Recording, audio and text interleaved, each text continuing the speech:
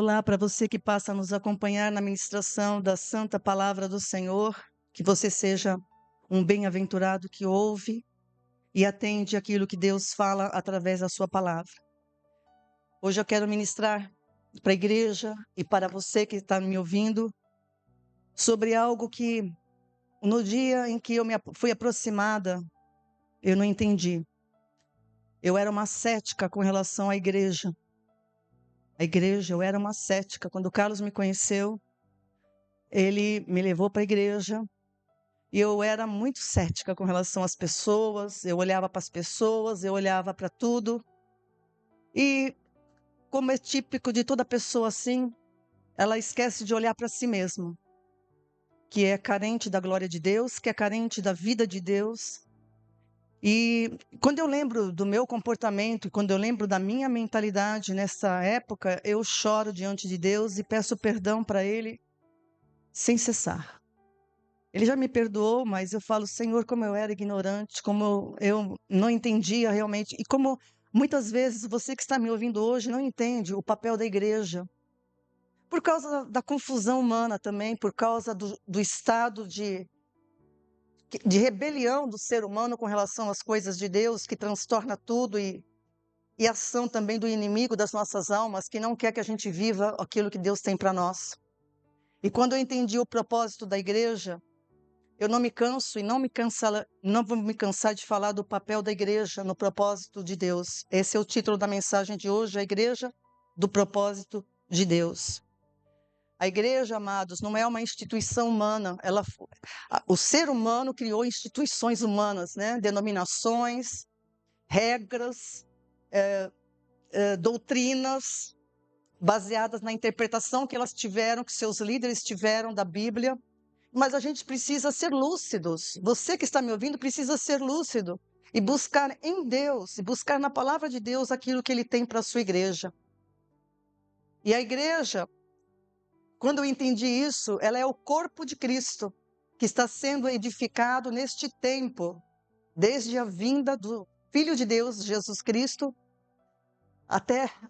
desde a sua morte, melhor dizendo, a sua ressurreição aos céus, começou a ser edificada a igreja chamada nas Escrituras o corpo de Cristo. E também esse templo, é interessante esse esclarecimento que a palavra dá, é um templo edificado de pedras vivas. Então, não é pedra, o templo não são as paredes, o templo, a Bíblia chama de pedras, um templo edificado de pedras vivas para Deus. Então, eu sou uma pedra viva, você é uma pedra viva, e você que se creu em Cristo é uma pedra viva do templo edificado para Deus. E isso tudo foi profetizado no Antigo Testamento. Lá em 2 Samuel, Deus profetizou para Davi, o seu filho, sobre isso. Olha, é bem interessante, você vê que é algo que vem sendo gerado, né? Segunda carta de Samuel, segundo livro de Samuel, capítulo 7, a partir do versículo 12. Só um instantinho, me dê licença.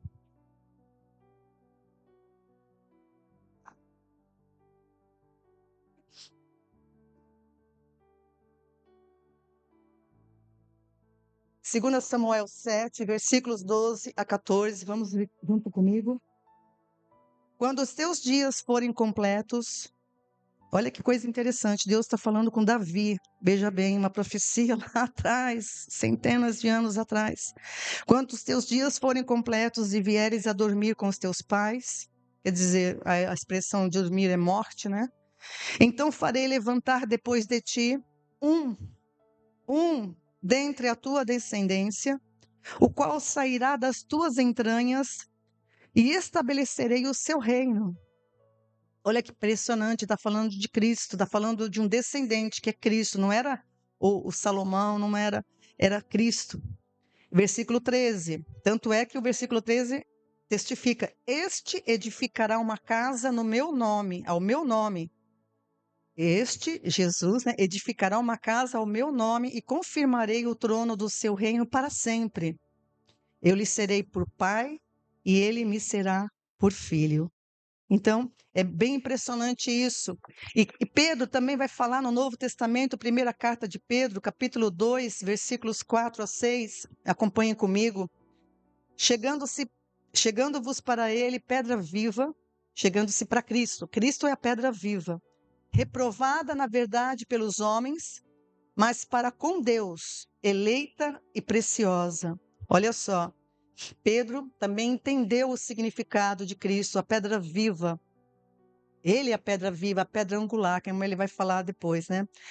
E no versículo 5, eles chamam os cristãos também de pedras vivas. Vós também, como pedras vivas, sois edificados casa espiritual e sacerdócio santo para oferecer sacrifícios espirituais agradáveis a Deus por Jesus Cristo. Por isso também as Escrituras se contêm. Eis que põe em Sião a pedra principal da esquina, eleita e preciosa, e quem nela crer não será confundido. Então, olhe que Pedro entendeu bem isso, que Jesus era a pedra angular, a pedra principal, que foi rejeitada pelos homens, foi rejeitada pelos seus, mas Deus estabeleceu ele como eleito. Ele é o eleito de Deus, ele é o ponto principal de toda a criação. E nele nós somos edificados também pedras espirituais. Então é muito importante você atentar para esse tipo de linguagem bíblica, porque ela é muito profunda. E quando eu falo de igreja, viu, amados, eu quero sempre destacar isso. A gente não pode confundir o ajuntamento, por exemplo, aqui tem um ajuntamento solene de pessoas buscando a Deus, comunhão com Deus. Mas a igreja de Cristo não é isso, porque no ajuntamento solene comparece todos os tipos de pessoas, pessoas salvas, pessoas que realmente entenderam e pessoas não salvas. Quando eu falar igreja, entenda, quando a Bíblia fala de igreja, ela não está falando de ajuntamento solene de pessoas, ela está falando de pessoas que confessaram, que entenderam, que ouviram a Deus através da sua palavra e receberam a Cristo como Senhor das suas vidas e se tornaram membros do corpo de Cristo. Para ser membro do corpo de Cristo, precisa nascer no corpo. E esse nascimento não é físico, esse nascimento é espiritual. Então, para fazer parte do corpo de Cristo, você precisa fazer a vontade de Deus, que é crer no seu enviado, que é crer no seu filho, que é crer em Cristo. É crer que Deus enviou seu filho para salvar o homem, precisa entender essa condição da humanidade, precisa entender por que Cristo veio salvar, precisa recebê-lo como Salvador, né? Crer no Evangelho, na doutrina de Cristo apresentada no Evangelho, e crer na doutrina dos apóstolos, porque a doutrina dos apóstolos, as cartas dos apóstolos, é a explicação da doutrina de Cristo. Então, os evangelhos se fecham com a doutrina dos apóstolos. Então, precisa crer nisso. E a igreja, quando eu entendi isso, ela tem papel primordial, principal, essencial no propósito eterno de Deus, para o qual ele criou todas as coisas. A igreja é a menina dos olhos de Deus.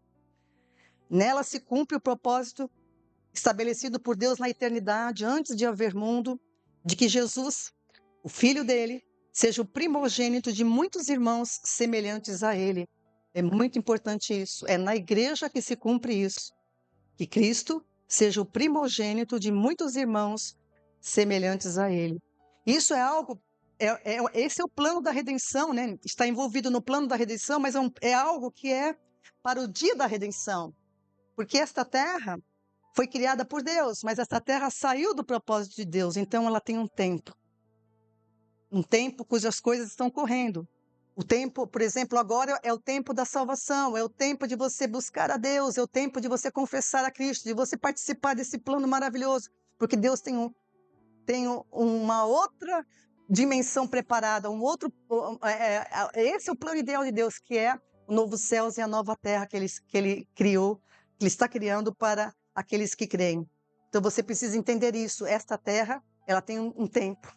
Tá? Então, esse plano de Deus é estabelecido para a eternidade.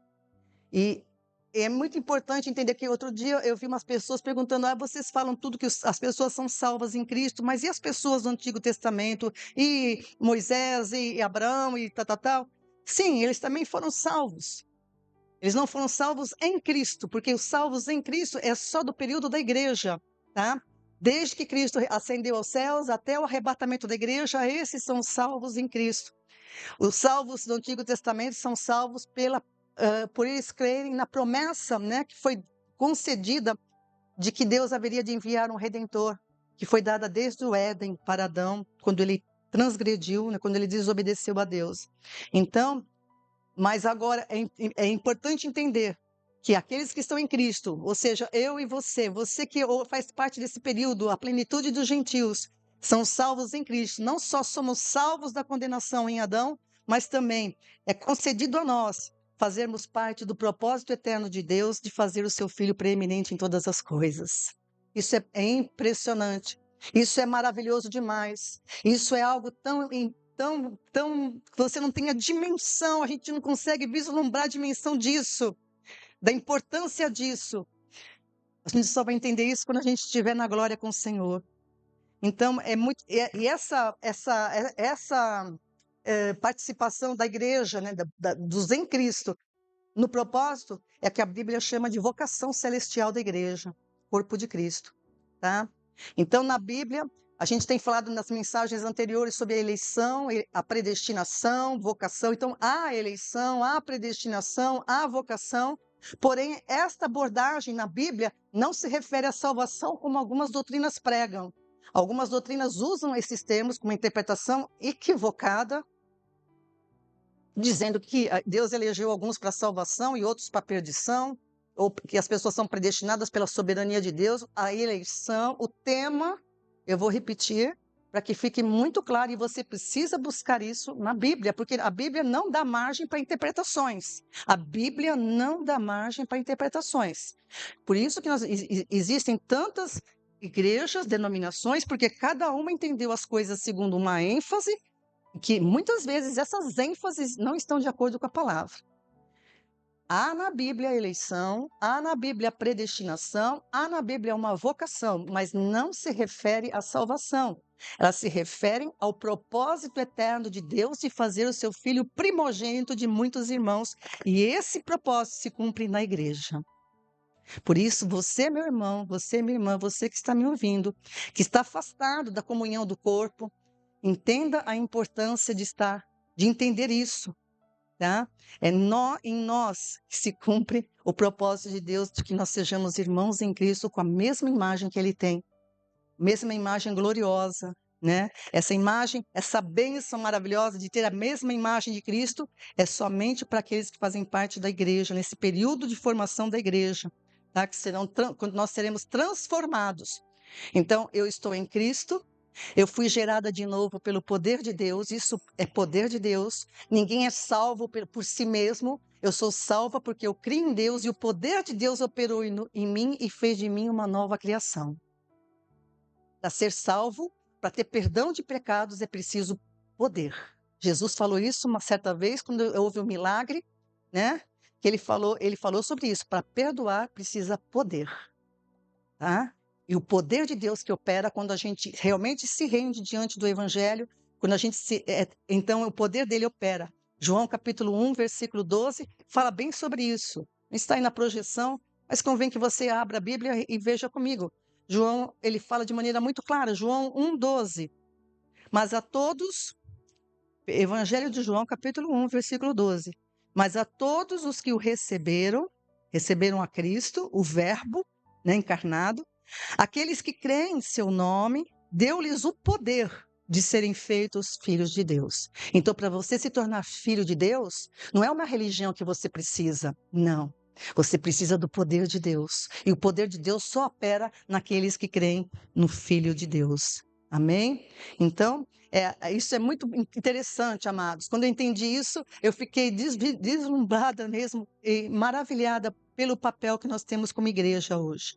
Então, há muitos salvos, em todos os tempos há muitos salvos, mas somente através da igreja que o propósito de Deus, para o qual Ele criou todas as coisas, se cumpre, de fazer o seu filho primogênito com irmãos na mesma imagem que Ele. Então, nós, os que fazemos parte do corpo de Cristo, a igreja, somos os eleitos e predestinados segundo o propósito eterno de Deus, a ter a mesma imagem do Cristo glorificado. Quando Jesus veio na terra, quando Jesus encarnou, quando o Verbo encarnou, ele não veio em glória, ele veio como um homem. Mas quando ele ressuscitou dos mortos, depois que ele obedeceu a Deus até a morte de cruz, Deus lhe deu um nome que é sobre todo nome, e ele foi glorificado, ele teve uma ressurreição e ele é glorificado. E essa mesma glória ele vai compartilhar comigo e com você que me ouve, se você crer. Então, é muito importante isso. A glória de Cristo, ela foi dada aos homens e mulheres que creram no seu nome e não a uma instituição. Vou repetir isso, porque tem muita gente que idolatra a sua instituição, a sua denominação, e isso não está de acordo com o coração de Deus. Se a sua instituição, se a sua denominação não prega a sã palavra de Deus, ela está fora da vontade de Deus, e o poder de Deus não opera fora da palavra dele. A glória de Cristo foi dada aos homens e mulheres que creram e não a uma instituição humana. João capítulo 17, versículo 22. Leia comigo. João 17, 22.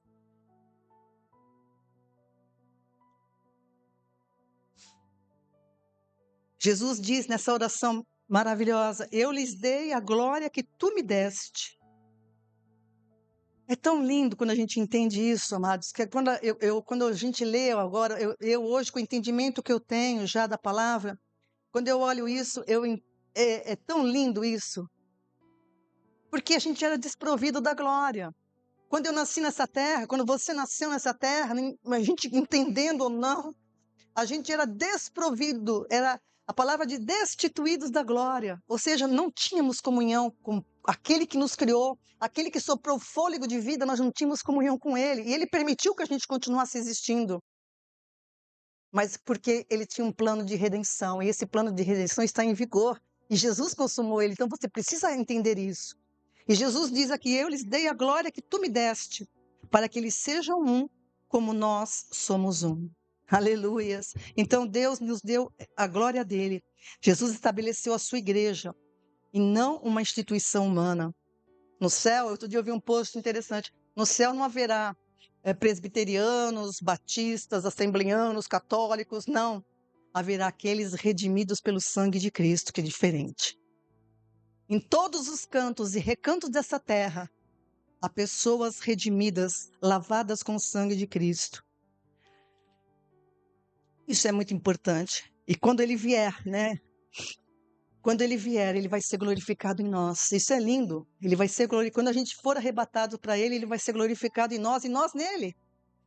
Segunda carta de Paulo aos Tessalonicenses, capítulo 2, capítulo 1, versículo 10.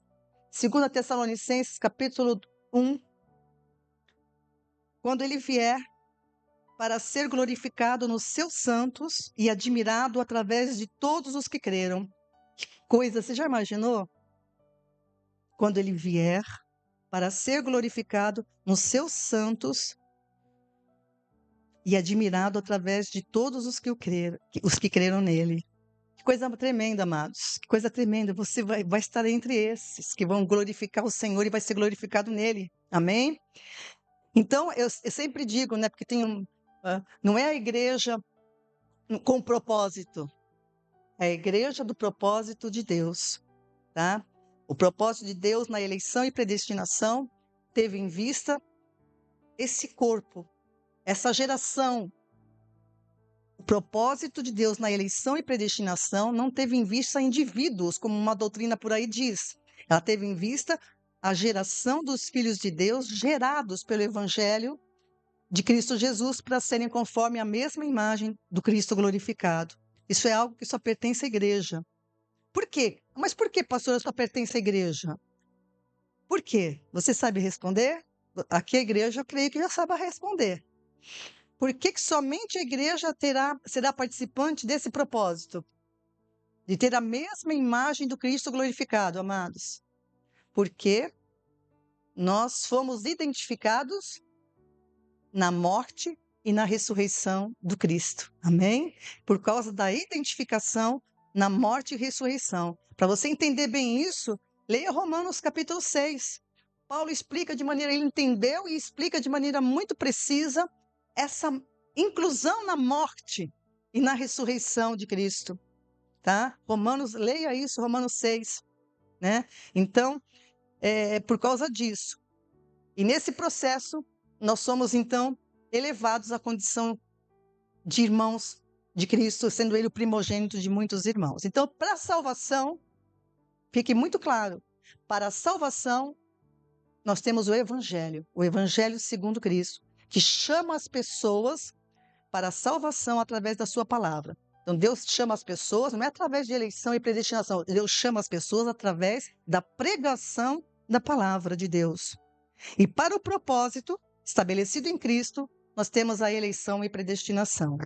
Tá? O chamado de Deus para a salvação não é uma imposição baseada na soberania de Deus. Deus chama e é irresistível esse chamado, como uma doutrina diz por aí.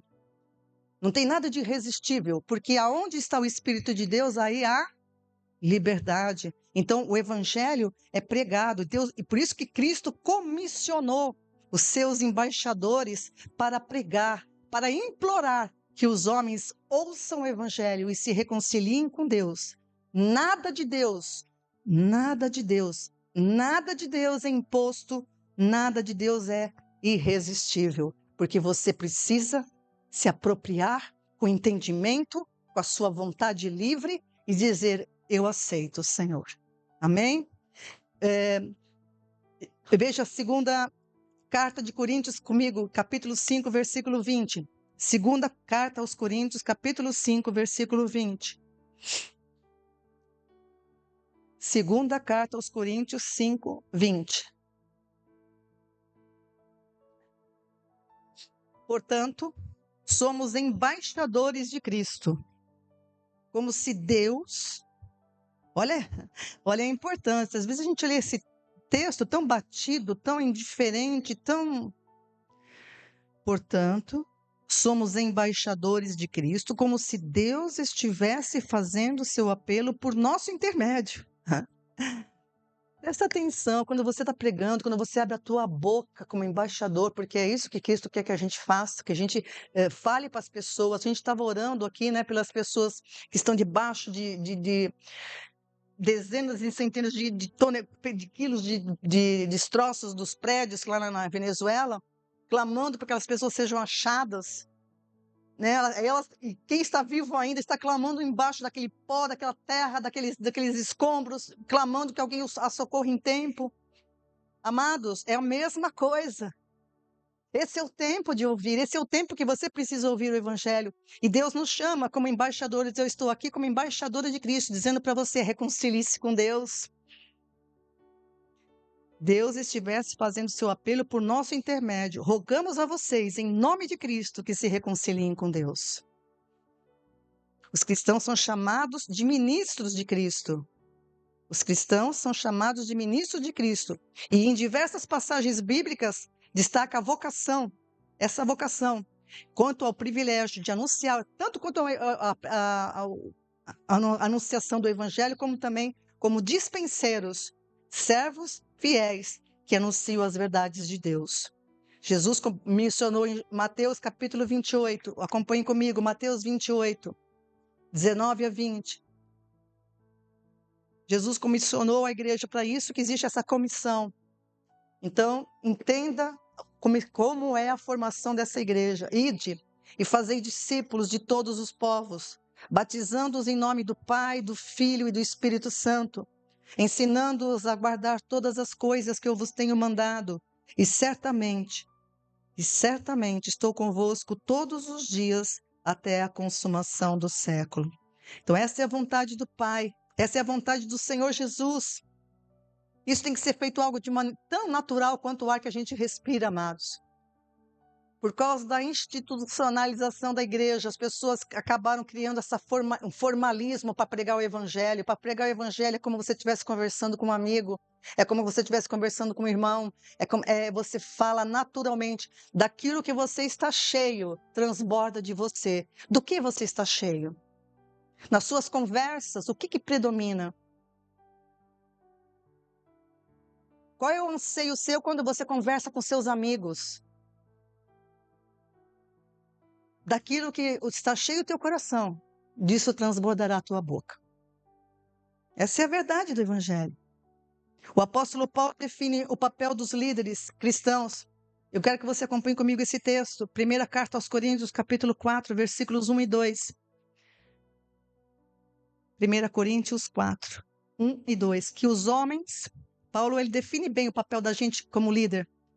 Que os homens nos considerem como ministros de Cristo e despenseiros dos mistérios de Deus. Ora, além disso, requer-se dos despenseiros que cada um se ache fiel. Eu acho muito estranho que às vezes pessoas falam comigo, falam assim, referem-se comigo assim, falam de mim, a sua igreja. A sua igreja. Se refere como a sua igreja. Ah, porque a sua igreja. Não, a igreja não é minha. Você está me enxergando de maneira errada. Eu sou dispenseira de Deus, dos mistérios de Deus. Eu sou ministra do Evangelho. A igreja não é minha, a igreja é de Cristo. E a gente tem que ter essa visão. Uma pessoa que se posiciona como um líder de uma igreja, ele é dispenseiro. E a palavra está dizendo aqui, requer-se que esses dispenseiros sejam encontrados fiéis. Então, cada um vai responder. Eu vou responder como dispenseira, se eu fui fiel ou não ao que o Senhor me mandou fazer. Como cada um de nós. Então, a igreja não é minha. Você não pode ter a igreja, porque as pessoas têm essa mania de dizer a sua igreja, principalmente quando elas estão com raiva. Porque eu exortei, porque eu fiz alguma coisa. A sua igreja. A sua igreja não é minha, você está errado, está equivocado. A igreja não é minha, a igreja é de Cristo, eu sou ministra dele. E se eu estou falando com você, em que você possa entender que pode ser Deus te corrigindo em alguma coisa.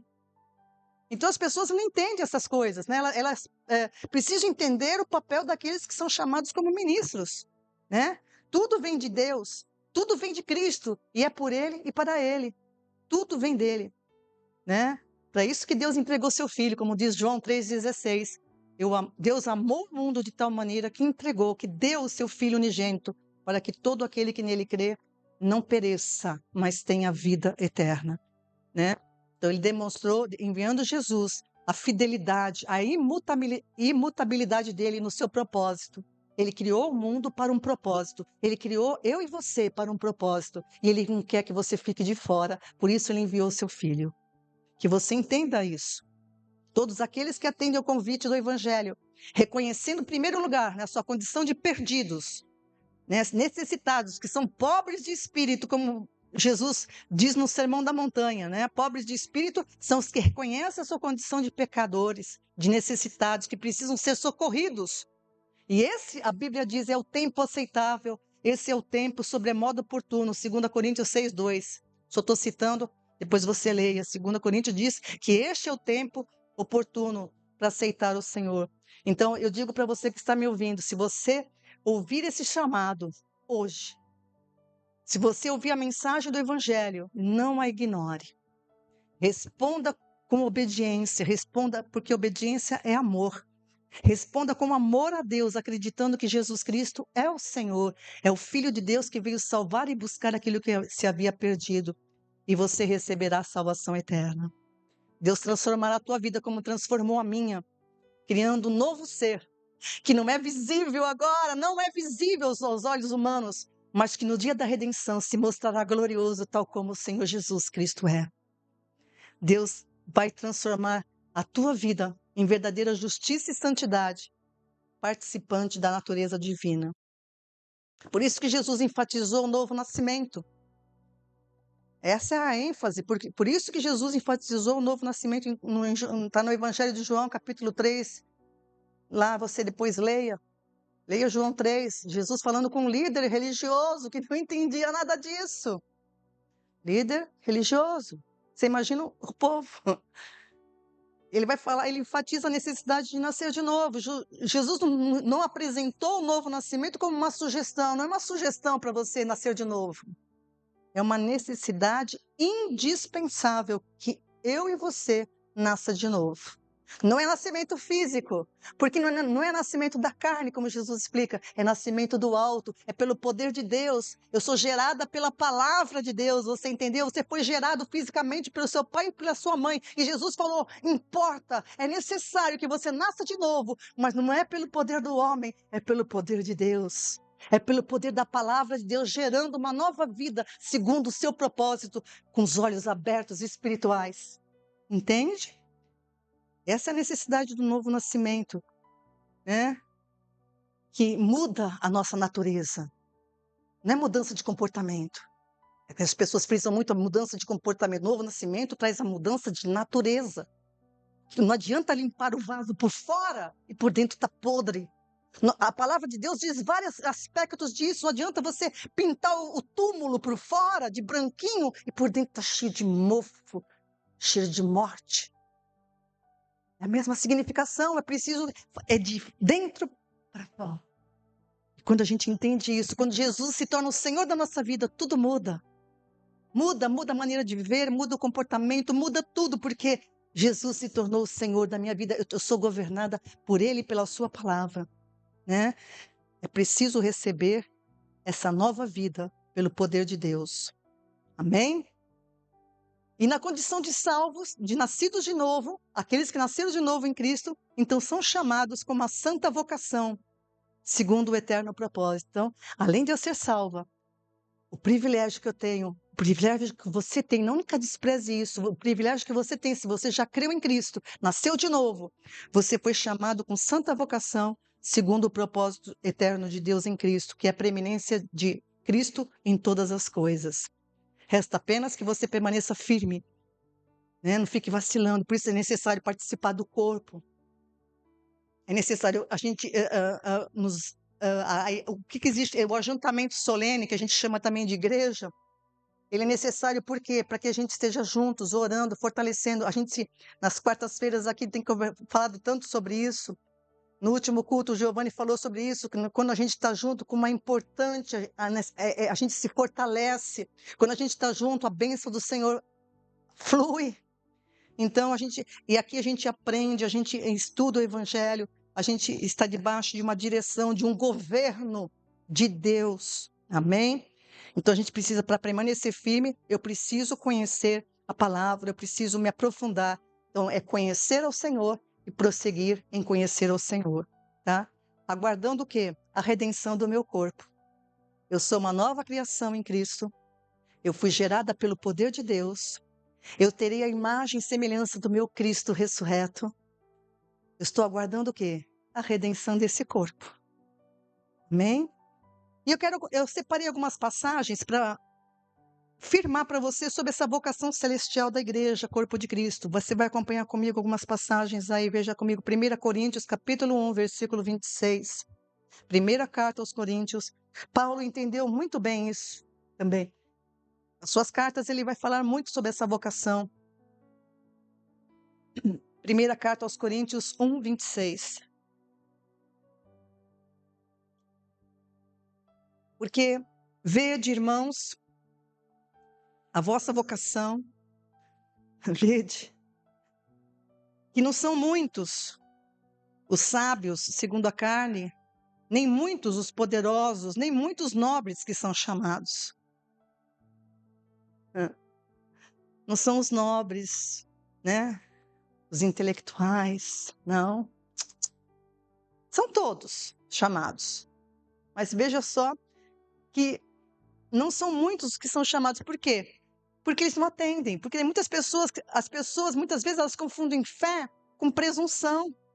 E fé na Bíblia, amados, o termo fé significa palavra, é o que Deus me falou. Eu tenho fé porque ninguém amou primeiro a Deus, Ele me amou primeiro quando Ele deu a sua palavra, e essa palavra dele é a base para que eu tenha fé.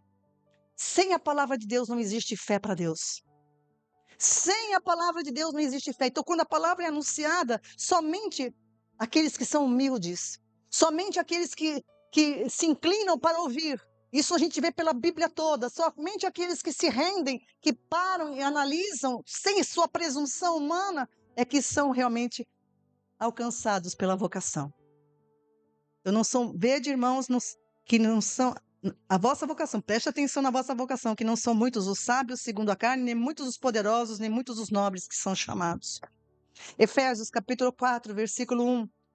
Rogo-vos, pois eu, o preso do Senhor, que andeis como é digno da vocação que fostes chamados. Então, ele estava consolidando esse entendimento no meio da igreja de Cristo, né? Do povo de Cristo. Olha, amados, eu rogo a vocês que vocês andem de modo digno da vocação de que fossem chamados. Andar, amados, na Bíblia, aí é comportamento, aí sim é comportamento.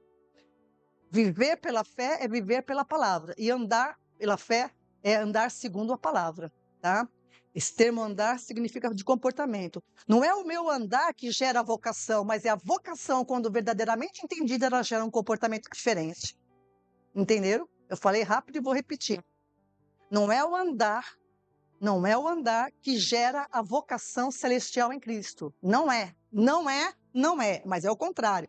Mas o entendimento, quando eu entendo a vocação para a qual eu fui chamada, gera uma conduta digna da vocação que eu tenho. Isso é impressionante, é diferente, tá? É por isso que é preciso ter entendimento. Quando Jesus se torna o Senhor da sua vida, ele governa, ele passa a governar a sua vida, se ele for Senhor. Senão, você precisa reanalisar se Jesus verdadeiramente é o Senhor da sua vida. Amém? Efésios capítulo 4, versículo 4. Há um só corpo. Ó, presta bem atenção. Há um só corpo. Um só corpo. E um só espírito. Aqui está dizendo, eu vou dizer para você, transliterar. Há uma só igreja. Um só corpo. Um só espírito, uma só palavra. Não tem várias palavras, não tem várias doutrinas, não tem. Ou é a doutrina de Cristo ou não é. É um pseudo-evangelho, é uma doutrina maldita, uma anátema. Só há um corpo, um espírito, que espírito aí é palavra, porque Jesus disse, as minhas palavras são espírito e vida.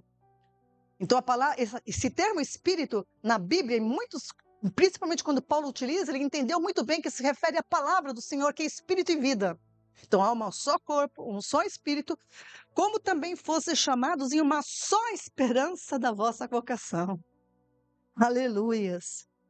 Filipenses capítulo 3, versículo 14. Paulo entendeu tão bem isso, que ele viveu mais preso do que solto. Depois que ele se converteu, que ele saiu, né, das trevas para a luz do Senhor, a maior parte das suas cartas foram escritas na prisão. Na prisão. E ele diz, né? Como ele diz aqui em Filipenses 3,14, prossigo para o alvo. Ele enxergou o alvo. Você enxerga o seu alvo, meu irmão? Porque enxergar o alvo é diferente. Quando um corredor é treinado, né? Quando uma pessoa, quem treina corrida sabe, é o alvo. Você não pode olhar para o lado, é o alvo. Você tem que prosseguir para o alvo. Então, ele enxergou o alvo. E quando ele enxergou o alvo, não importa se ele apanhava, se ele era surrado, se ele era preso. O que importa é que ele corria para o alvo. Eu prossigo para o alvo pelo prêmio da soberana vocação de Deus em Cristo Jesus. Amém, amados? Então você olhe para o alvo. Nos dias turbulentos, nos dias das confusões mentais, no dia das tribulações, das angústias, das perseguições, olhe para o alvo. Não deixe de fazer aquilo que o Senhor mandou. Não entenda, Jesus é o Senhor. Eu sempre digo para minha alma, quando eu estou inquieta, Jesus é o meu Senhor. Aquieta-te, minha alma. Amém? Então, Jesus tem que ser o Senhor da nossa vida. Não interessa o que eu esteja passando, não interessa a turbulência, ele tem que ser o Senhor. Nada pode me fazer desistir de eu ir para o alvo. Amém? 2 Tessalonicenses, capítulo 1, a gente já falou, vamos repetir aqui repetir não, vamos na sequência, né? 2 Tessalonicenses 1, 11. Por isso também rogamos sempre por vós, para que o nosso Deus vos faça dignos da sua vocação e cumpra todo o desejo da sua bondade e a obra da fé com poder. Veja bem que aqui está testificando o que eu tenho falado para você na mensagem. A obra da fé, o que é a obra da fé, gente? Não é obras humanas, a obra da fé é a obra do Evangelho, é aquilo que o Evangelho consuma em nós. O ser uma nova criatura, o ser participante do propósito eterno de Deus, tá? Essa é a obra da fé, ok? Então, então o que Paulo está falando?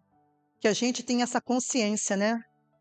Que a gente entenda que nós somos, que Deus nos cumpra O amor é o amor aperfeiçoado, ou seja, a palavra de Deus se cumpre em nós, fazendo Cristo preeminente de muitos irmãos semelhantes a eles, né?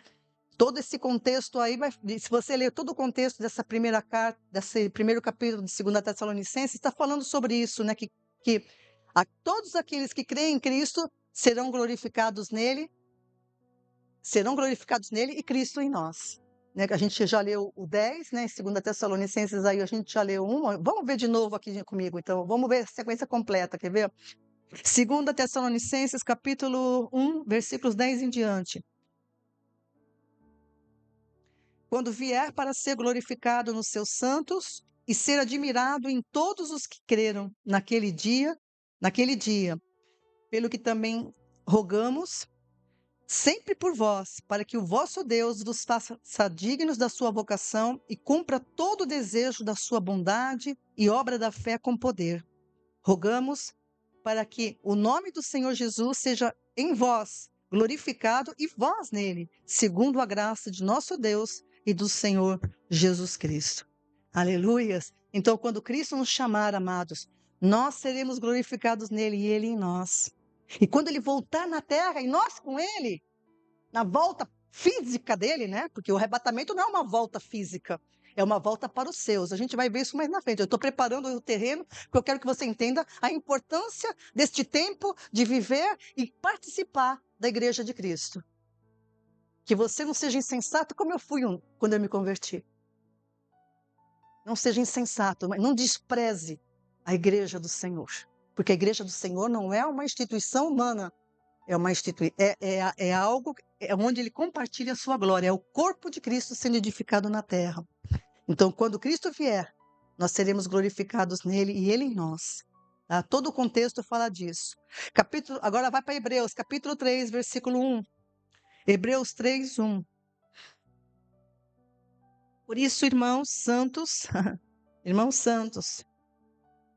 participantes da vocação celestial, considerai a Jesus Cristo, apóstolo e sumo sacerdote da nossa confissão. Então, é aquilo que eu falei, se Jesus é o meu Senhor, ele é o meu sumo sacerdote, ele é aquele que gerou a minha confissão. Então, eu tenho que considerar ele, tá? Você não tem que considerar nada mais do que ele. E a última passagem que eu separei aqui é 2 Pedro, capítulo 1, versículo 10. Presta atenção. Esse versículo também dá origem a uma outra mensagem, que é muito importante também. 2 Pedro 1, 10. Portanto, irmãos, procurai fazer cada vez mais firme a vossa vocação e eleição, porque fazendo isto, nunca jamais tropeçareis. Presta atenção nesse versículo, ele é muito forte esse versículo, viu? É muito forte e consistente. Porque tem doutrinas aí que dizem que uma vez salvo para sempre. Tem doutrinas que dizem que Deus determinou que você fosse salvo, então nada pode tirar a salvação de vocês. Não é isso que Pedro está falando.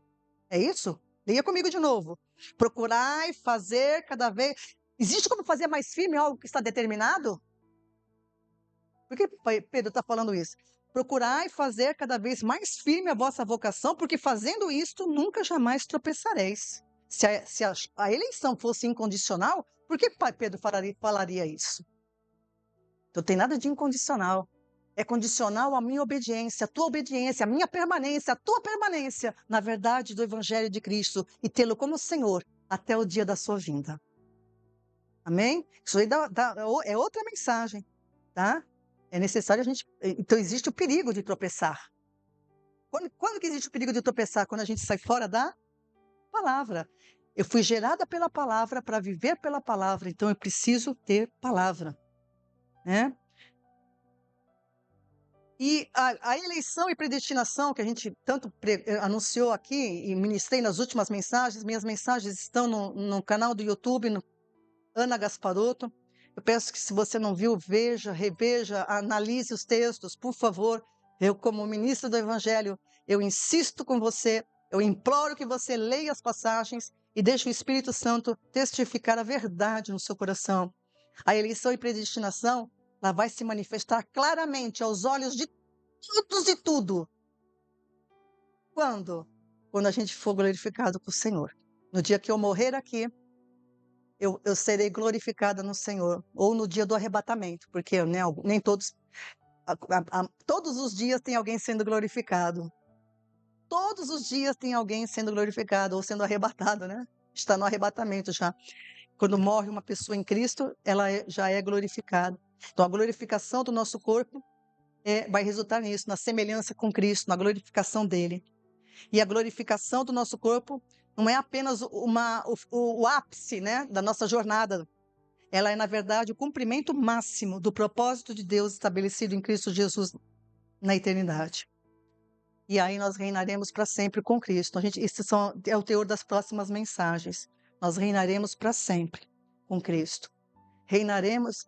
Eu sempre fico vislumbrando, né? Quando eu vejo agora, a gente vê, eu vejo sobre locais da terra, né? Eu fico pensando, meu Deus, a gente vai governar sobre tudo isso com Cristo. A gente não sabe exatamente como é que é isso, mas a palavra de Deus diz, né? Eu quero terminar com estes textos. Eu separei aqui Apocalipse capítulo 5. Eu não marquei aí, mas você acompanha comigo, Apocalipse 5, 10.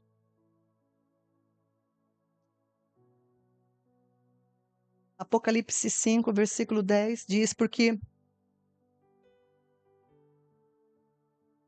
Eu vou ler o 9 também. E cantava um novo cântico, dizendo: Digno és de tomar o livro e de abrir os seus selos, porque foste morto, e com teu sangue compraste para Deus homens de toda tribo, língua, povo e nação. Cadê esse povo? Diga, eu estou aqui, Senhor.